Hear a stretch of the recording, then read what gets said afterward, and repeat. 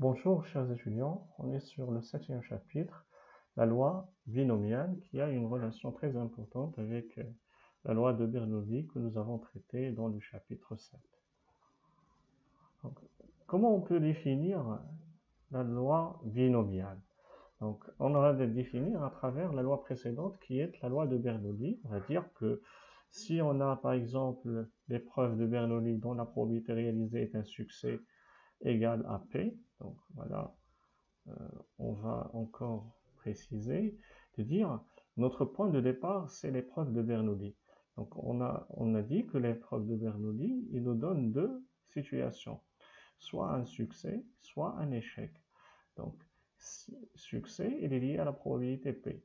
La deuxième condition pour la loi de Bernoulli, c'est le fait qu'il y a une seule expérience aléatoire. Donc on va dire, nous avons comme expérience aléatoire une seule, on est dans la loi de Bernoulli.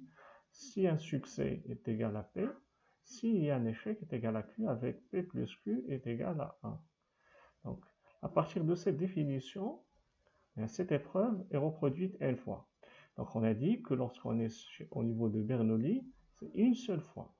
Alors, s'il est reproduit n fois, on n'est pas dans la loi de Bernoulli, mais on est dans la loi binomiale. Donc, s'il est reproduit n fois, les répétitions étant indépendantes, ça c'est également quelque chose de très important, il faut que les épreuves soient indépendantes. Donc, c'est-à-dire quoi? La probabilité de succès est égale à P au cours de n épreuves. Donc, la condition de l'indépendance nous permettra de ne pas changer le P.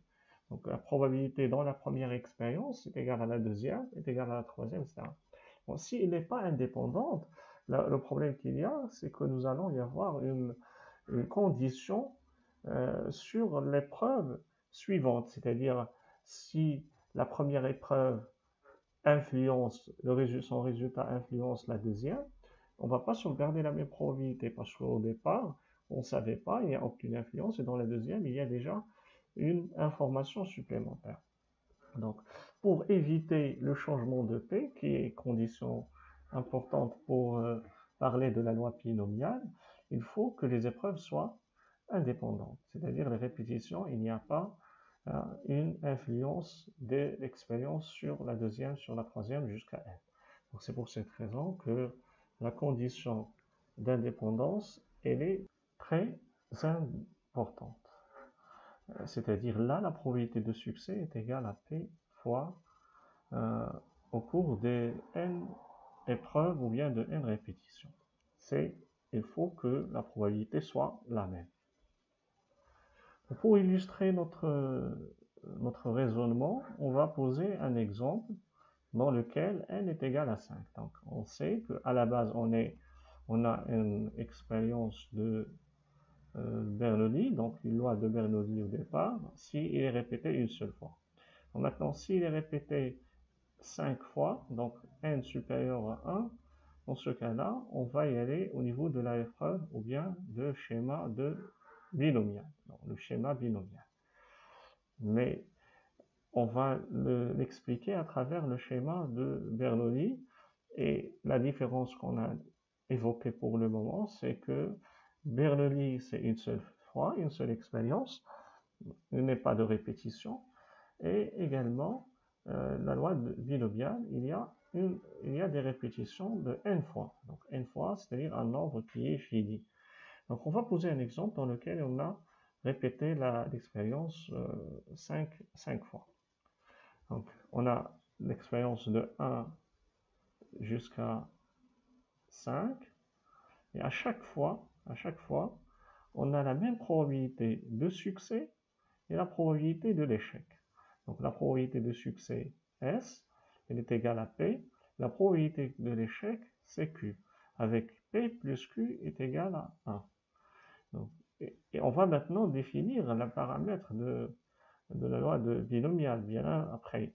Donc, on a répété, il faut qu'à chaque fois, dans l'expérience 2, regardez, c'est la même probabilité de succès et la même probabilité de l'échec.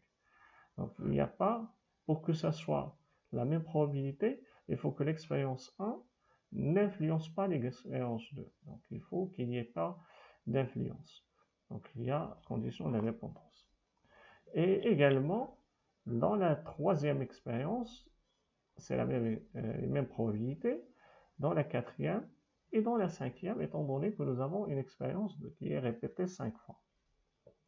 Donc maintenant, on va passer à sa définition.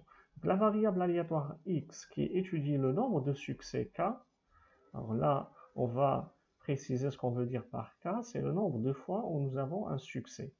Donc au cours de n épreuves de Bernoulli indépendante est une variable aléatoire binomiale. Donc la variable binomiale est une variable ou bien la loi binomiale ou le schéma binomial est un schéma de Bernoulli répété n fois. Donc répété n fois, et c'est pour cette raison que vous avez constaté que x suit une loi binomiale de n répétitions et de p probabilités.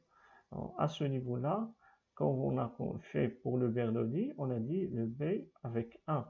Le 1, c'est qu'il y a une seule expérience. Et lorsque nous avons une seule expérience, on est dans la variable de Bernoulli. Donc, les Bernoulli se répètent n fois, mais ils sont indépendants. Alors là, on dit aussi qu'il suit une loi binomiale de paramètres n et p.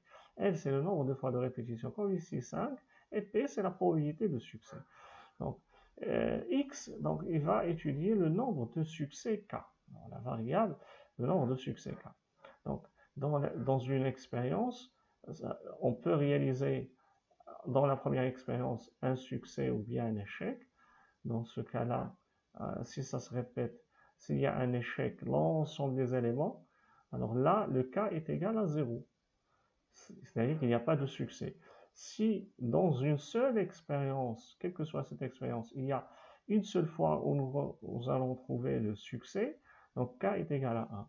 Si dans toutes les expériences, nous avons le succès, k est égal à n.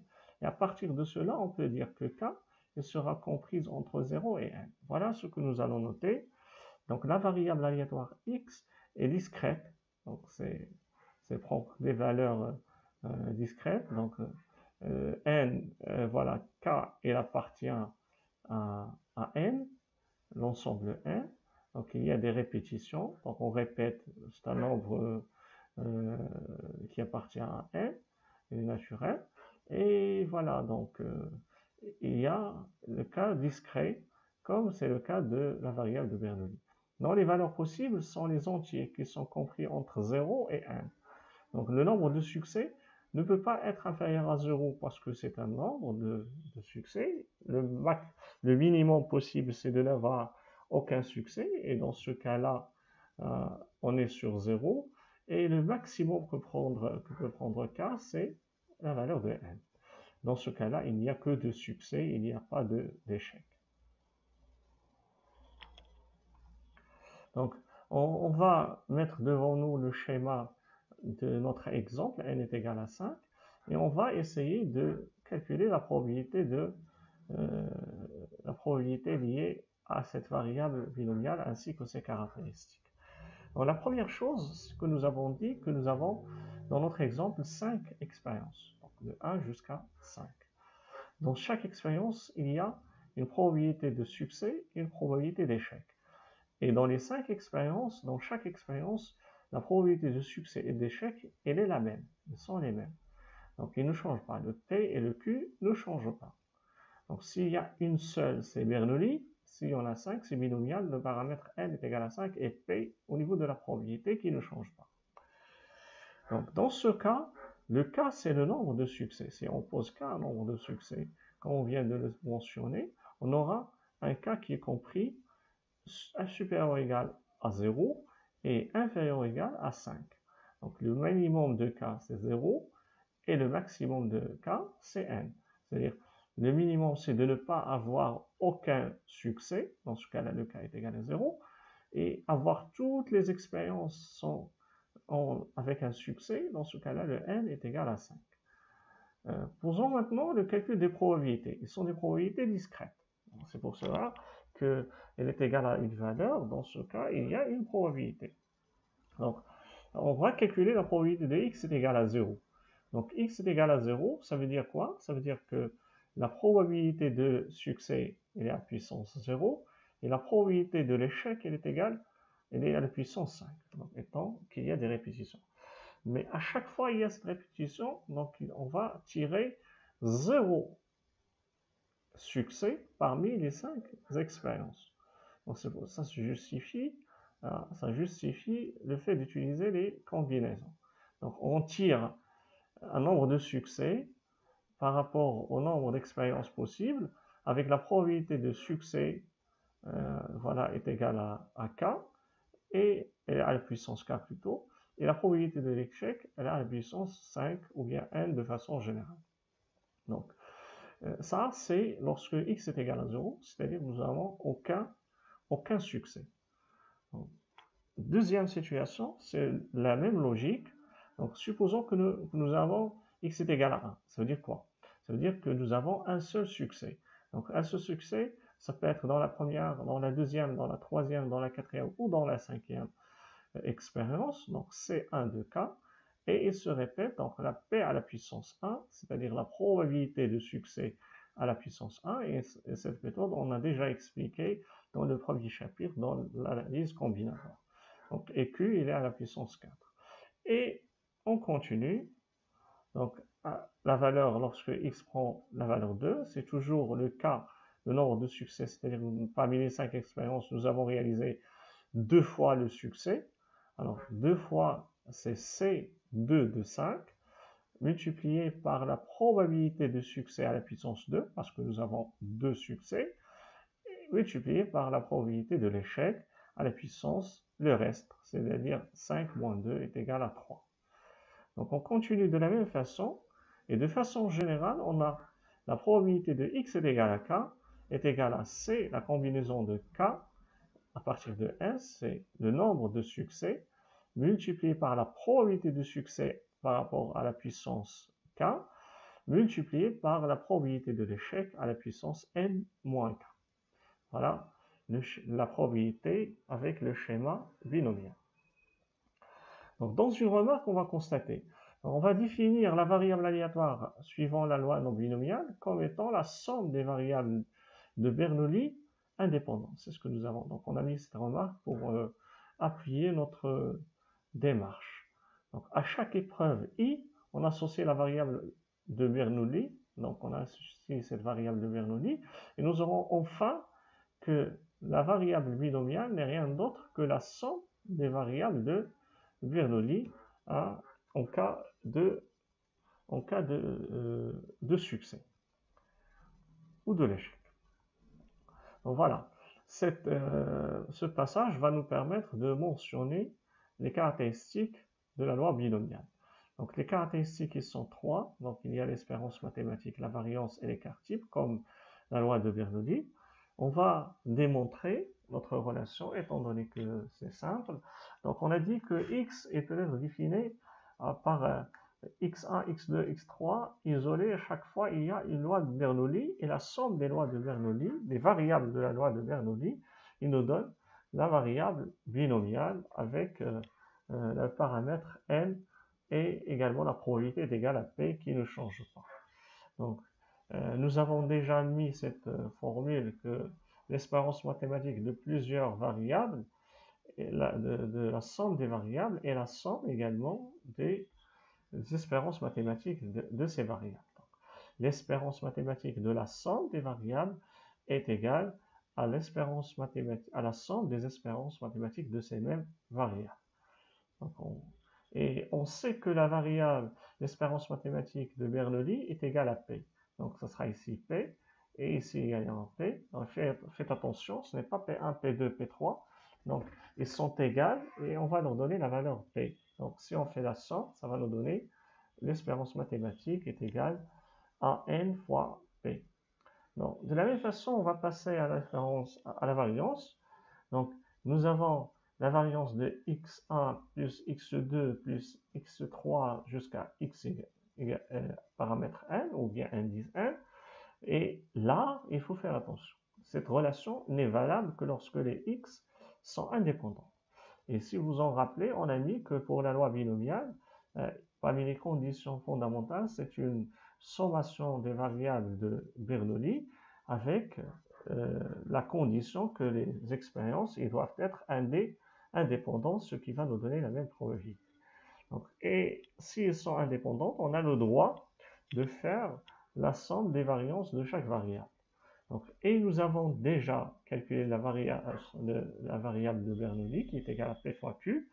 Donc ça va nous donner, est égal à N fois P fois Q. Et l'écart type n'est rien d'autre que la racine carrée de la variance, c'est-à-dire la racine carrée de N fois P fois Q. Donc, parmi les questions qui peuvent être posées, est-ce qu'à chaque fois, lorsque nous avons le loi binomial, on doit démontrer? Non, vous pouvez utiliser le schéma directement. Hein, vous pouvez utiliser l'espérance mathématique de x s'il soit une loi binomiale. Et là, il faut juste vérifier les conditions avec n fois p. Et également, sa variance est égale à n fois p fois q. Et l'écart type est égal avec racine carrée de la variance, c'est-à-dire la racine carrée de n fois p fois q. On passe à une application pour concrétiser notre démarche.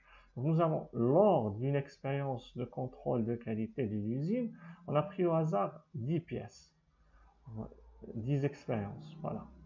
Supposons que la probabilité qu'une pièce soit défectueuse est égale à 0,02.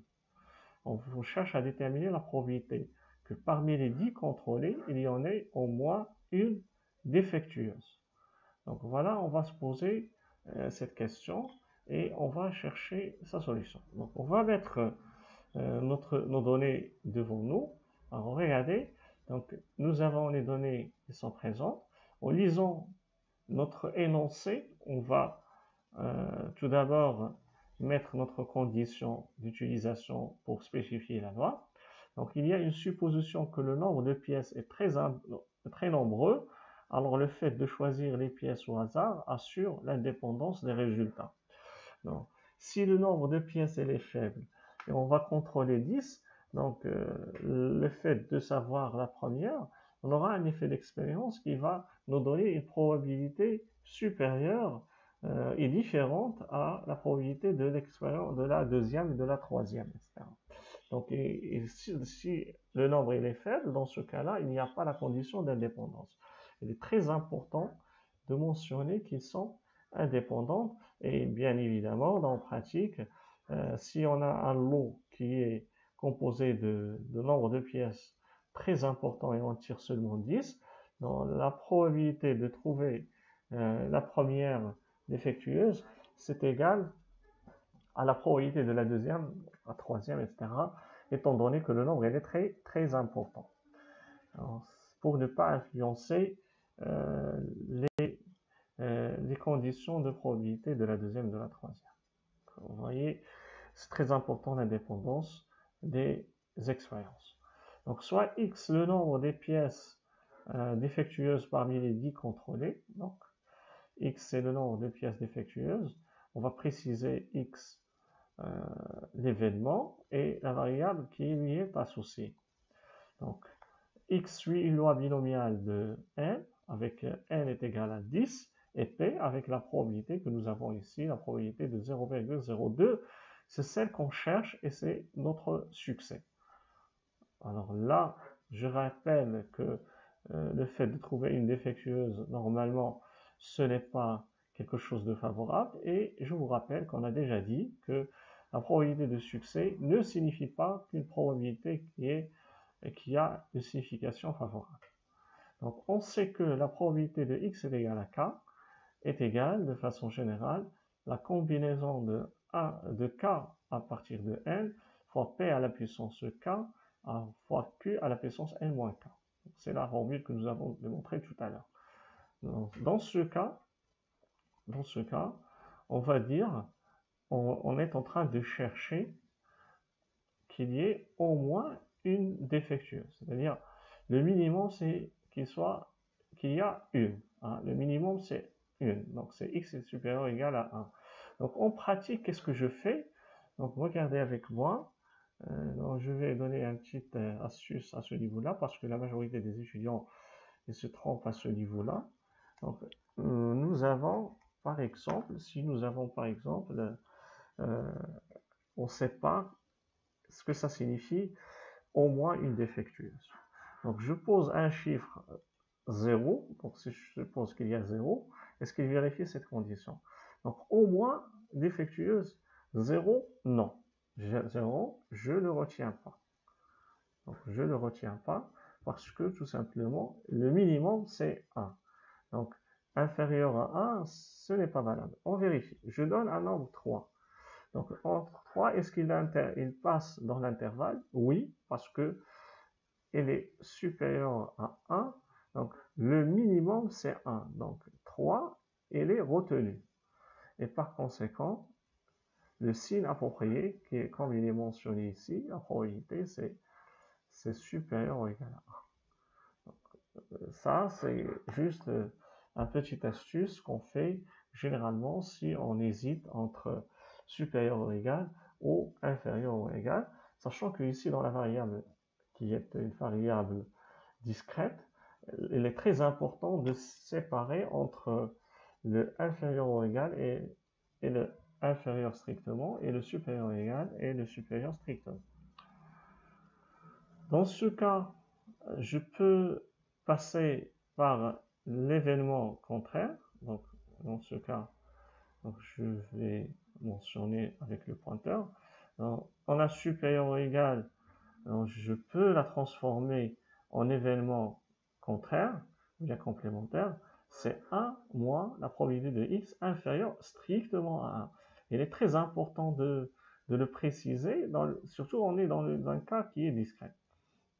Donc, si de façon générale, si j'ai ici ou égal, donc l'inverse c'est strict. Si j'ai ici strict, le contraire c'est d'avoir ou égal, qu'il soit inférieur ou égal ou supérieur ou égal. Et je n'oublie pas le 1 pour nos calculs. Dans ce cas, donc toujours c'est 1 moins la probabilité de x est égale à 0. Donc quelle est la valeur qui est inférieure strictement à 1? Et également, le cas, on a dit, il ne peut pas être une valeur négative. Dans ce cas-là, la seule valeur discrète hein, qui est retenue, c'est x est égal à 0. X est égal à 0, c'est qu'elle suit inférieure, c'est la valeur inférieure strictement, la première valeur inférieure strictement à 1. Donc voilà, je calcule maintenant à travers la formule de la probabilité. Donc c'est x est égal à 0, c'est x0 c'est k, k c'est égal à 0, donc c'est c0 de 10. Alors 0,202 plutôt à la puissance 0, multiplié par 0,98 à la puissance 10 moins 0. Je n'oublie pas le 1 et de mettre le signe négatif. Donc en calculant, je trouve la probabilité qui est égale à 0,1829.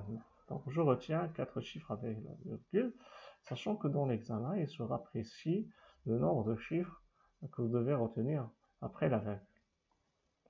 Donc, dans une remarque, on notait, si nous avons maintenant deux variables qui suivent en même temps la loi binomiale, donc on a x suit une loi binomiale avec le paramètre na, le nombre de répétitions est égal à na et la probabilité est égale à p, et si y suit la même loi binomiale avec n2, c'est-à-dire un nombre de répétitions différents et avec une probabilité p, donc c'est très important, c'est la même probabilité. Ah, ici, c'est la même probabilité, je vais la préciser. Donc, la même probabilité, celle-là et celle-là, elles sont égales. Donc, Pn 1, donc ça, c'est différent, ou bien elles sont les mêmes, peu importe, mais la probabilité, c'est P. Donc, ça, c'est pour X. Pour Y, la même chose. Binomial de N2 qui peut être égal à N1, pas de problème, mais il y a une probabilité qui est égale à P. Voilà. Donc la probabilité est égale à P. Dans ce cas-là, la X plus Y est égale, ou bien suit une loi binomiale. Donc c'est également, si je donne Z qui est égal à X plus Y, dans ce cas-là, suit une loi binomiale de paramètres n1 plus n2, quitte à qu'ils soient différents ou bien les mêmes, ce n'est pas une condition importante. Alors, la probabilité, c'est P qui est égal au 2. Donc maintenant, si les probabilités changent, on ne peut pas faire cette relation-là et on ne peut pas dire qu'ils suivent la somme d'une loi binomiale également.